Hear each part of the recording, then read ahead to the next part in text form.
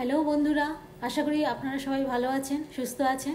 আজকে আমি রান্না করে দেখাচ্ছি চিংড়ি ভাপা। চিংড়ি ভাপা রান্না করার জন্য আমি এখানে 1 কেজি গলদা চিংড়ি নিয়েছি। ভালো করে চিংড়িটা ধুয়ে নিয়েছি, ধুয়ে পরিষ্কার করে নিয়েছি এবং এর মধ্যে কি কি মেশাবো সেটাও আমরা বলছি। যেমন এখানে আমি আদা, কাঁচা লঙ্কা, বেশ কিছুটা কাঁচা লঙ্কা, সর্ষের তেল, লবণ এবং 50 গ্রাম সর্ষে ও পোস্ত নিয়েছি। সব মিশ্রণটাকে ভালো করে বেটে নিয়ে আমি একটা বাটির মধ্যে তুলে নিয়েছি। এবার এই চিংড়িটার মধ্যে সমস্ত মিশ্রণগুলো ভালো করে মাখিয়ে নেব। আর 250 গ্রাম সর্ষের তেল নিয়েছি, পুরো তেলটাই এখানে আমি ব্যবহার করব। এবার চিংড়ির মধ্যে সমস্ত কিছু মাখিয়ে নিলাম। যে মিশ্রণটা আমি তৈরি করেছিলাম, বাটা মশলাটা, সেটা মাখিয়ে নিয়েছি। পরিমাণ মতো নুন, হলুদ সব মিশিয়ে দিয়েছি। আর সর্ষের তেলও দিয়ে দিয়েছি, 250 গ্রাম সর্ষের তেল নিয়েছিলাম, সেটা এখানে ব্যবহার করেছি। নুনটা পরিমাণ মতন দেবেন, যে যেরকমভাবে যতটা চিংড়ি নেবেন সেইভাবে আপনাদের পরিমাণ মতো স্বাদ অনুযায়ী লবণটা ব্যবহার করবেন।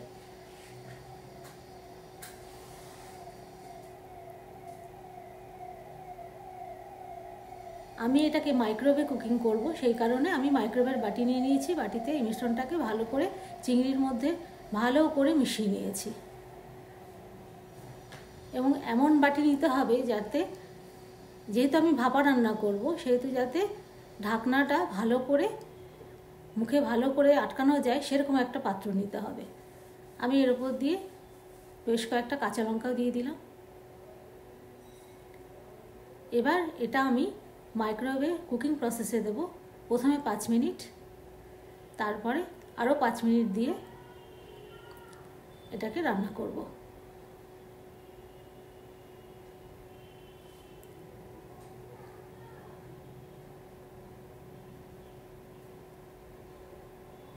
আমি প্রথমে 5 মিনিট দেব।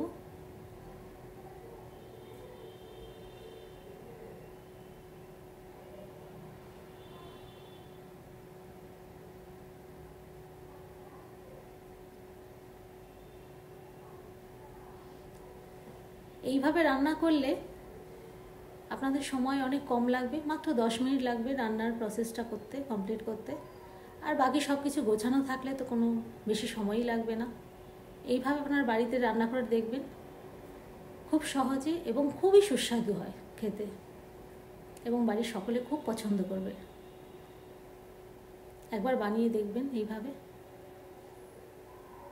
দেখুন আমার 10 মিনিটে কি সুন্দর চিংড়ি ভাপা তৈরি হয়ে গেল। দেখতেও বেশ ভালো লাগছে না? দেখতে যেমন ভালো লাগছে, খেতেও কিন্তু খুবই সুস্বাদু হয়েছে। আপনারা বাড়িতে বানিয়ে এইভাবে খাবেন, দেখবেন খুবই ভালো লাগবে, সকলে পছন্দ করবে।